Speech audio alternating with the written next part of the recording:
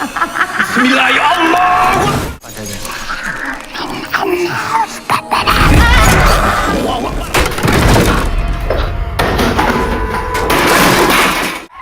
Kamu harus nolong Fitri. Dia kena teror seperti kemarin. Mana?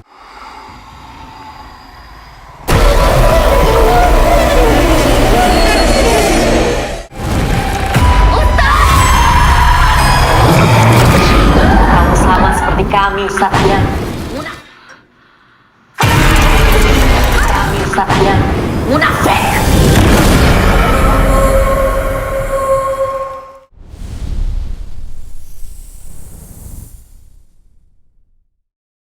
Di balik jubah agama dan doa yang bisa kita panjatkan, seberapa kuat iman seorang saat Tuhan mengambil apa yang paling dicintai dalam sekejap mata? Ini adalah kisah tentang kejatuhan seorang pengobat jiwa, ketakutan yang merayap di pesisir Jawa, dan sesosok iblis yang tahu persis celah kemunafikan di dalam dada manusia. Inilah munafik melawan iblis. Malam itu angin laut pesisir bertiup kencang membawa aroma garam yang amis, dingin, dan menusuk tulang. Di tengah jalanan setapak yang sepi, gelap, sebuah mobil melaju membelah keheningan. Di dalamnya, Ustadz Adam duduk di balik kemudi, sementara istrinya tersenyum tipis di sampingnya. Namun kehangatan itu hancur dalam hitungan detik. Hantaman keras yang tak terelakkan. Suara besi beradu kaca yang pecah berantakan dan cerita histeris melengking di kegelapan malam. Ketika bulan asap berangsung menipis, kehidupan Adam telah runtuh. Istrinya terbaring tak ternyawa, terikat sabuk pengaman dengan darah yang mengalir basah di wajahnya. Adam memeluk tubuh dingin itu meratapi takdir dengan apa yang remuk.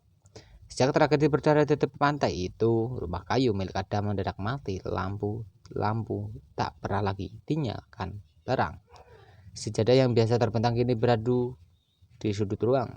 Adam tak lagi mengejar ngaji, apalagi memegang kepala orang kesurupan untuk membacakan ayat suci. Ia memilih mengurung diri dalam bayang-bayang duka. Bagi Adam, ayat-ayat yang dia lafazkan kini terasa hampa. Warga desa beberapa kali mengetuk pintu, memohon bantuan atas gangguan yang mulai meresahkan. Namun Adam hanya diam di balik pintu yang terkunci rapat. Keimannya runtuh menggunakan antara duka dan rasa kecewa pada takdir Tuhan. Namun kegelapan tidak pernah menunggu seorang siap.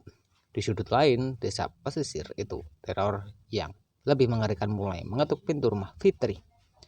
Malam demi malam, tubuh wanita itu Buddha itu bergetar hebat di atas tempat tidurnya. Matanya mendalui ke atas hingga hanya terlihat bagian putihnya. Sementara matanya harus mengawasi sudut-sudut langit kamar yang kosong. Tangannya mencengkram spray hingga robek, diiringi suara arangan asing yang sama sekali bukan manusia. Fitri mengamuk, meliukkan tubuhnya dalam posisi tak wajar, seolah tulang-tulangnya didepatakan dalam malam. Suasana rumah berubah menjadi cengkraman ketakutan yang mencekam, sebuah pertanda bahwa sesuatu jauh lebih jahat daripada duka resmi mengetuk desa tersebut. Ketakutan yang makin meluas akhirnya memaksa warga desa dan keluarga Fitri mendatangi rumah Adam. Mereka berdiri di depan pintu kayu yang rapuh, menggedor dan memohon dengan kepasaran penuh agar sang ustadz mau melangkah keluar. Melihat keputusasaan orang-orang di hadapannya, Adam tak lagi punya alasan untuk menghindar. Dengan langkah berat dan dadanya yang gemuruh, ia menyanggupi permintaan warga tersebut. Langkah kaki Adam menuju rumah Fitri disambut oleh hawa dingin yang tak wajar. Di dalam kamar ia pengap. Fitri terbaring terikat, meliuk-liuk mencengkram makhluk halus dalam. Adam melangkah mendekat, membuka telapak tangannya dan memanjatkan ayat-ayat ruqyah. Namun sebelum lantunan doa selesai meluncur dari bibir Adam, sosok iblis dalam tubuh Fitri tetap melengking, sebuah suara serak yang memecah keheningan malam. Makhluk itu tak merintih kesakitan, melainkan menyerang Adam secara verbal. Dengan nada mengejek, iblis itu memanggil nama almarhumah istrinya, membisikkan detik-detik kematian berdarah di jalan pesisir, dan menelanjangi rasa bersalah serta trauma yang disembunyikan Adam dari lubuk hatinya. Bisikan itu menghantam dada Adam lebih keras daripada hantaman fisik manapun, membuat konsentrasinya buyar dan bacaan ayat terhenti seketika. Kegagalan meruqyah Fitri tidak hanya meninggalkan luka bagi Adam, tetapi juga membuka pintu bagi teror yang lebih personal. Padahal malam itunya terus berlanjut, gangguan mistis mulai merayap masuk ke dalam rumahnya sendiri. Langkah kaki tanpa wujud terdengar mengitari lorong-lorong gelap. Lampu minyak berkedip, lalu padam seketika. dan suara bisikan lembut memanggil namanya di sudut ruang. Saat Adam memberanikan diri menatap kegelapan, ia melihat sosok wanita berdiri belakangnya. Perlahan sosok itu menoleh, memperlihatkan wajah yang rusak tertutup darah, persis seperti kondisi istrinya saat kecelakaan tragis terjadi. Teror tersebut bukan lagi sekedar gangguan gaib biasa, melainkan serangan psikologi yang berniat menghancurkan sisa-sisa keimanan sang ustadz hingga ke dasarnya.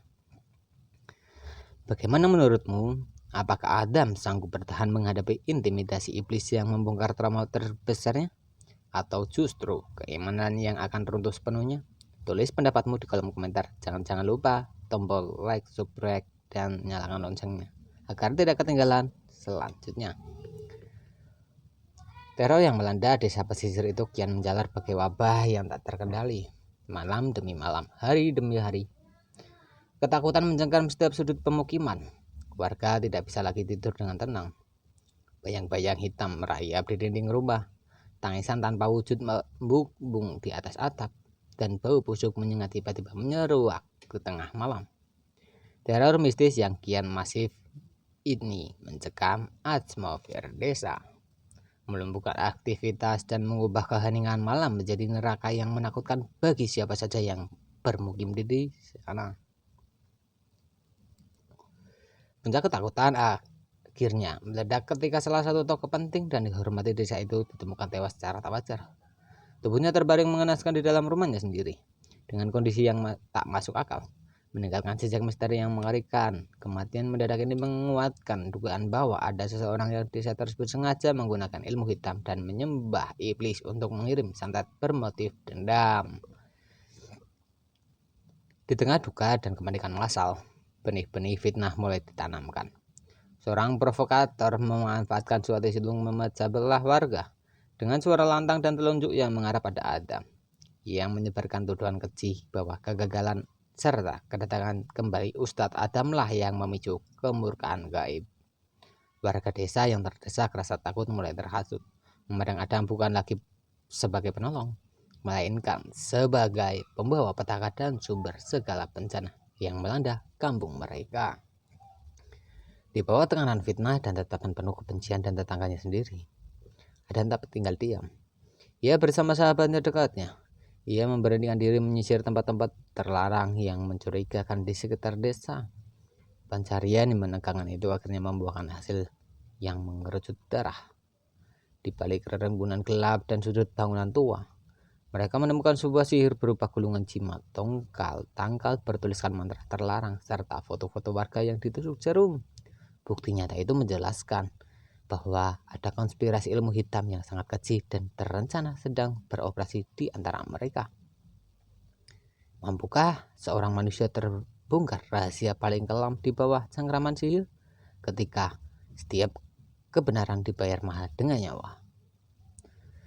Penemuan benda-benda sihir itu membawa ancaman mematikan bagi siapa saja yang mencoba mengusik sang pemilik ilmu hitam. Sahabat mereka melangkah terlalu jauh demi membongkar rahasia keji tersebut menjadi target berikutnya. Di tengah keheningan malam yang pekat dan terisolasi dari pemukiman, ia disergap secara brutal oleh sosok gaib dan kekuatan misterius. Tanpa sempat menyelamatkan diri, ia tewas mengenaskan di tempat-tempat. Sebuah pesan berdarah di kegelapan bahwa siapapun yang mencoba mengungkap kebenaran akan bernasib sama. Duga akibat kehilangan sahabatnya membuat Adam mundur. Dengan sisa kekuatan dan keimanan yang goyah, Adam membawa Fitri ke lokasi terpencil untuk melakukan prosesi ruqyah tingkat akhir. Pada malam itu menjadi area pertarungan spiritual paling mengerikan. Di tengah hembusan angin malam yang menolong, tubuh Fitri meluk dan melayang tak wajar. Matanya memerah pekat dan dari tenggorokannya keluar suara iblis yang bergema dahsyat. Dalam jeritan dan arangan lengking yang memecah malam, sosok iblis adalah dalam tubuh Fitri mulai menelanjangi segala rahasia kelam. Terkuaklah konspirasi ritual mistis lokal serta identitas asli pelaku sihir yang selama ini bersembunyi di balik topeng keasalehan dan kemunafikan. Namun hantaman paling mematikan bagi batin Adam terjadi saat iblis membongkar rahasia puncak yang paling tak masuk akal. Kecelakaan tragis di pesisir pantai menewaskan istrinya bukanlah sekedar takdir yang sengaja, melainkan sebuah peristiwa yang melibatkan kendaraan yang dikendarai oleh Fitri di bawah kendali pengaruh sihir sang dalang. Kenyataan pahit merobek dada Adam menghadapkan pada dendam dan rasa bersalah. Dan kenyataannya bahwa manusia yang selama ini dihormati di desa itu justru merupakan arsitek utama di balik seluruh penderitaannya. Apakah dendam yang membakar dada akan memadamkan sisa-sisa cahaya iman atau justru menjadi titik balik kepasrahan total kepada Sang Pencipta? Berdiri di hadapan kenyataan pahit yang membuka runtuhan tragedi hidupnya, dada Adam bergemuruh hebat, amarah, dendam, dan rasa hampa bersaing menguasai batinnya. Namun di puncak kegelapan itu, sebuah kesadaran spiritual menghantam jiwanya. Selama ini ia telah jatuh ke dalam perangkap kemunafikan terselubung, menyalahkan takdir Tuhan, membiarkan kesedihan memandam imannya. Dengan air mata yang menetes di bawah pipinya, Adam melepaskan seluruh amarah dan dendam yang membantu ia bersujud dan menyerahkan sekalinya pasrah kepada Allah. Ketulusan yang kepasrahan total Adam menjadi kekuatan senjata paling ampuh dan mematahkan kekuatan iblis. Seiring dengan lantunan ayat-ayat suci yang mengalir tanpa lagi diselimuti keraguan, ikatan sihir yang menyenggram Fitri hancur berkeping-keping. Sosok gaib yang mengerikan itu mengeram kesakitan sebelum akhirnya terhembus dan lenyap tanpa ada lagi dendam tersisa di hatinya. Adam memaafkan Fitri, membebaskan wanita itu dari penderitaan akibat manipulasi ilmu hitam. Teror yang menjadi menghantui desa pesisir itu resmi berakhir, menyisakan fajar yang mulai menyingsing di ufuk timur. Dengan jiwa yang telah dibersihkan dari trauma dan keraguan, Ustadz Adam kembali melangkah ke tempat masyarakat. Ia tak lagi tersembunyi di balik duka atau prasangka buruk atas takdirnya. Adam meluruskan kembali niat dakwahnya, melangkah dengan keikhlasan baru saja sebagai hamba yang menyadari bahwa ujian terberat seorang manusia bukanlah penderitaan itu sendiri, melainkan bagaimana ia menjaga hatinya agar tidak menjadi munafik di hadapan Sang Pencipta. Tamat. Pesan moral pada film ini adalah kisah ini memberikan tamparan keras tentang betapa tipisnya batas antara keimanan yang tulus dan kemunafikan yang terselubung. Seringkali seseorang merasa paling beriman saat ujian belum menyapa, namun langsung meragukan keadilan Tuhan ketika tragedi menghantam kehidupan pribadinya. Kesalahan terbesar Ustadz Adam bukanlah rasa dukanya yang mendalam, melainkan keputusasaannya yang sempat menutup pintu kepasrahan dan membuat doa menjadi hampa tanpa ruh keikhlasan. Iblis tidak selalu menyerang manusia dengan bentuk penampakan yang menakutkan, melainkan melalui celah emosi paling rapuh dalam dada kita, kesedihan yang terlarut, rasa bersalah yang membusuk, serta dendam yang tak kunjung dipadamkan. Ketika kita membiarkan emosi-emosi negatif yang menguasai pikiran, saat itulah kita secara tidak sadar membiarkan kegelapan mengendalikan hidup kita, memicu sikap munafik, mengaku beriman di bibir namun meragukan takdirnya di dalam hati.